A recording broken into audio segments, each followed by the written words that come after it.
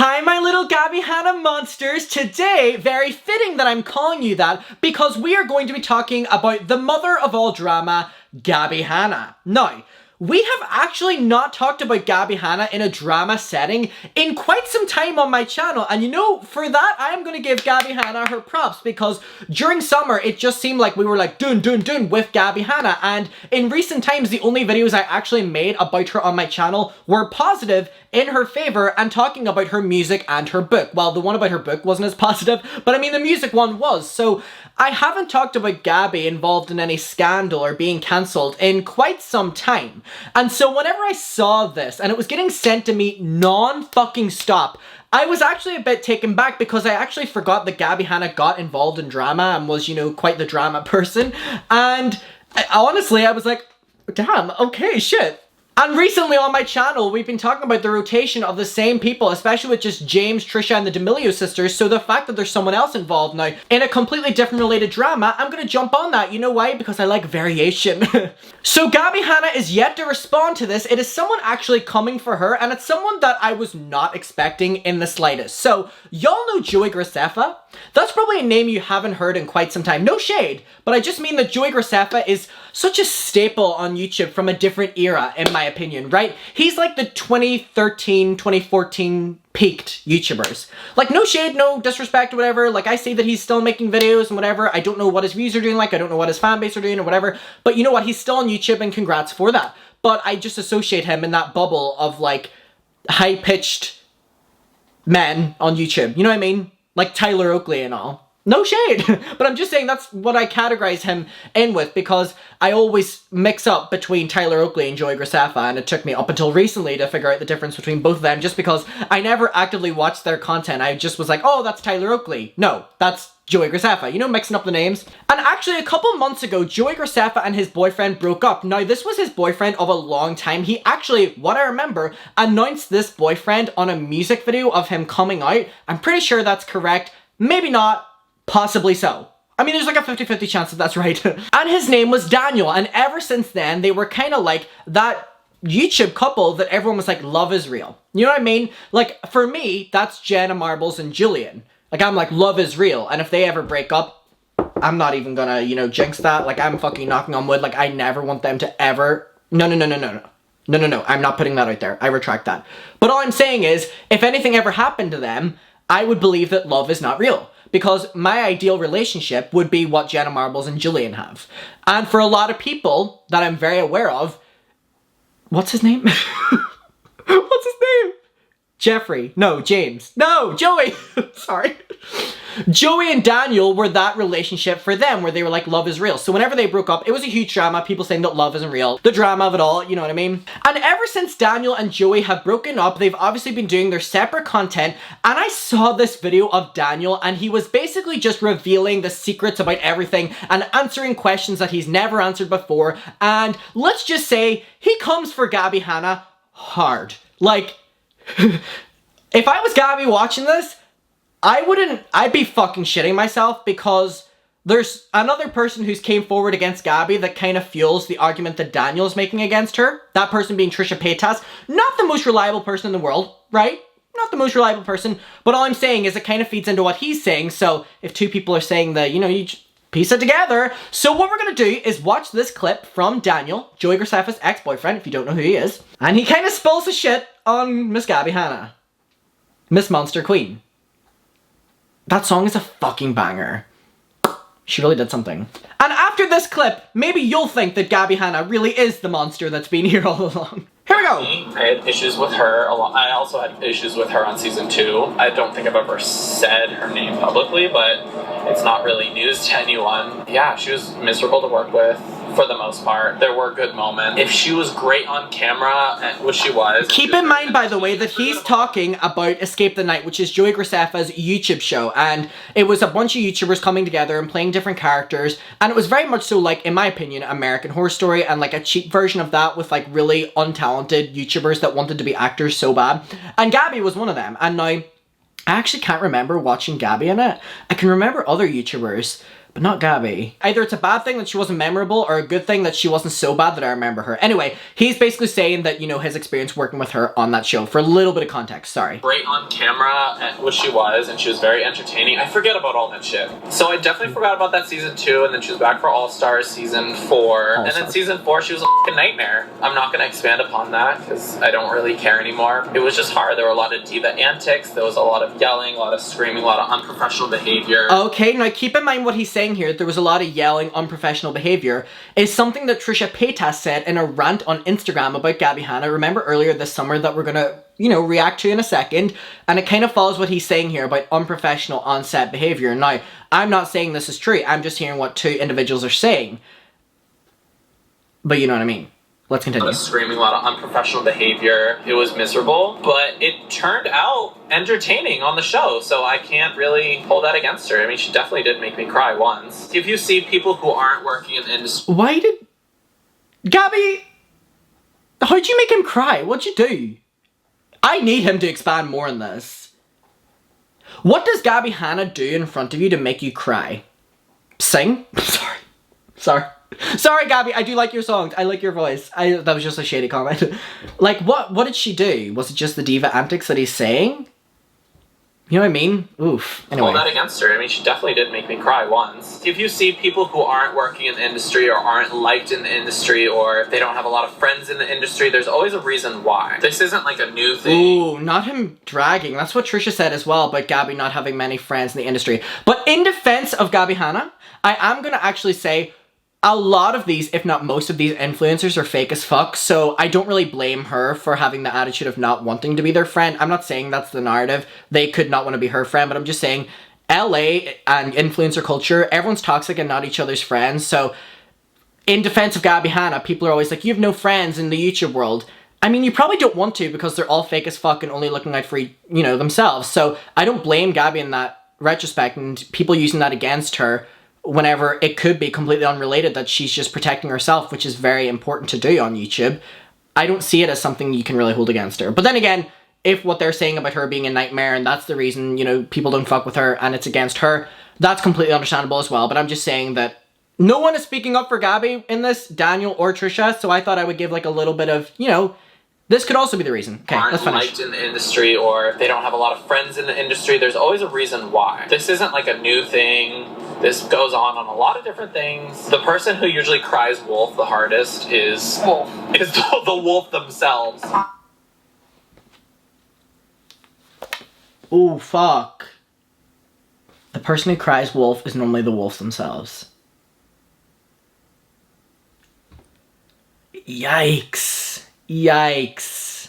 Okay, so before we get into Trisha's rant, now from Summer, remember, the only reason I'm showing you is because she kind of mentions similar things that he says there, so I'm going to give them both for reference, right?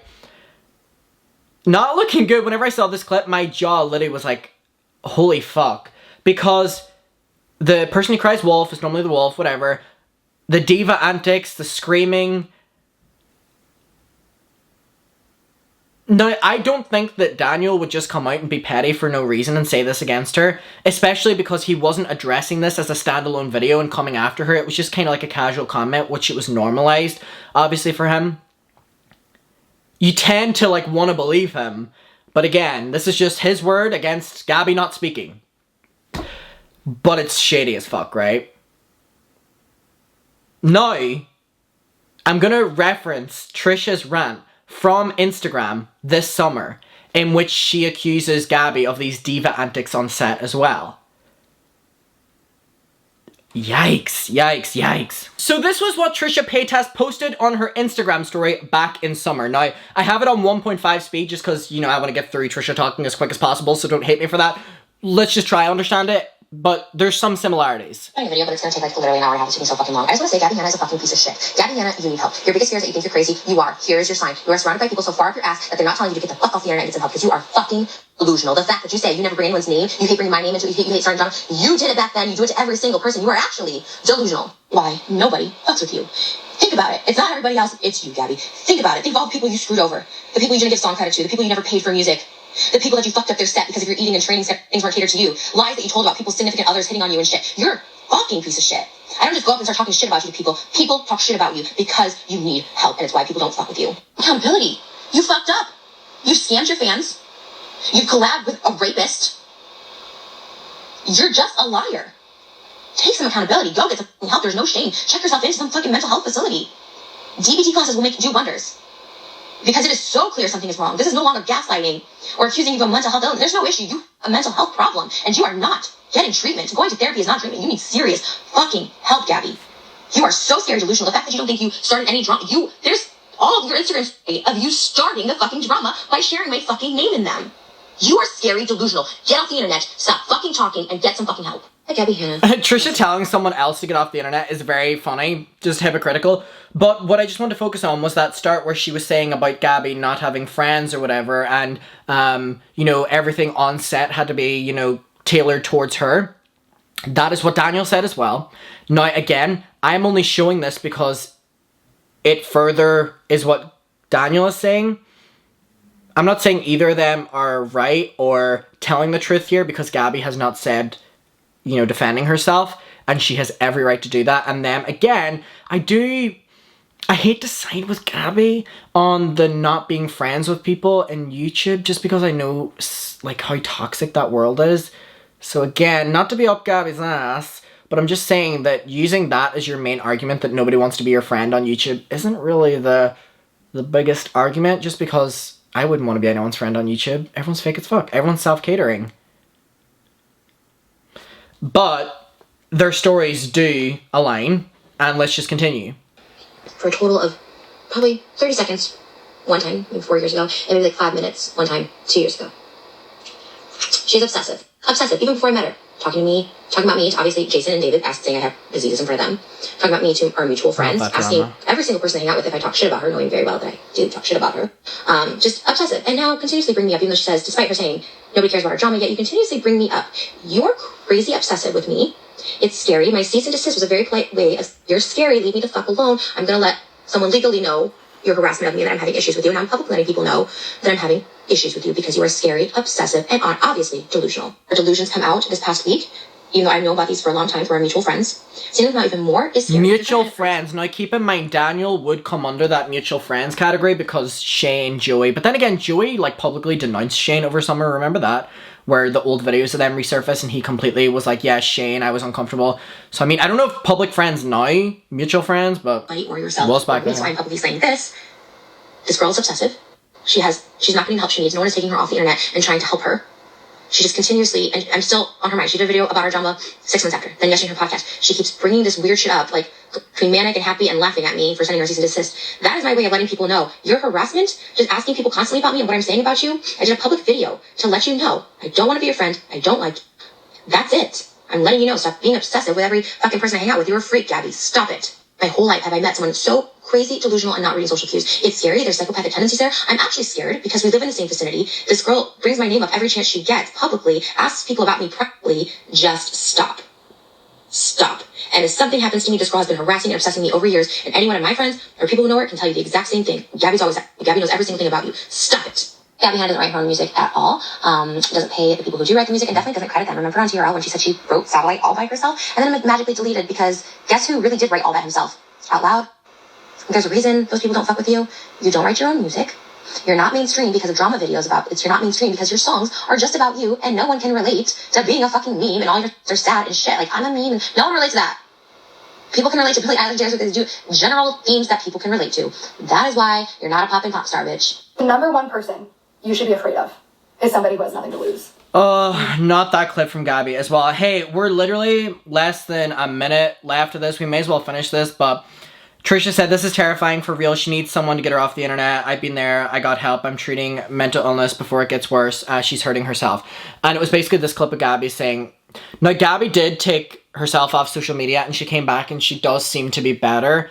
But this clip from Daniel is obviously recent, and so comparing it to this as well, it just shows different angles. But I really wish there was a statement from Gabbie where it was like, you know, she is like, well, here's the reason for that. You know what I mean? But let's continue. You guys took so much from me, and I have nothing to lose. She's not saying this as a troll or it's for attention. Oh, she got promo for her music. Like, she keeps doing this. And it's like scary. She's literally saying, be scared of someone with nothing to lose. She has nothing to lose. She ended up hurting somebody or herself. This is the darkest thing I've ever seen. This is the scariest I've ever seen someone spiral. And she's not saying it's a troll. She's not snapping out of it. This has been going on for a week straight. It's not defending herself. It's battling every single person, bringing up every single thing, harping on it. Instead of just going on, saying her piece, getting on. No, and now she's just lying and being delusional and threatening.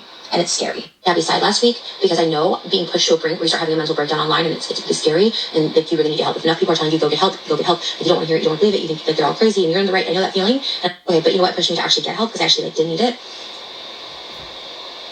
And not coming out of place of malice. Like, I don't like the girl. Never liked her. I think she's a horrible human being. Doesn't mean she's still not a human being. So I really wanted her to get off the internet and have someone step in and like get her help, because she needed it. Like it was 24 hours, 22 hours of her just battling people on Twitter, and getting her boyfriend involved in it, and just random people. We've all seen her just DM random people and make phone calls to random people to try and convince them that she's in the right. Like, who does that? It's not. And like I was on her side last week. Like, hey, go get help. Like, hey, I don't like you as a person, but you're a person. Go get help. And I still feel that way, but now it's like becoming scary. She's threatening. She keeps obsessively bringing up and shit, and it's like, stop, get help. Okay, so that was a lot.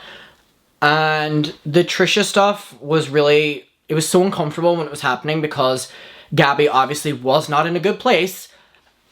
And I have to really give her credit, though. She does seem to be in such a better place right now. She's focusing on her music. She's posting YouTube videos.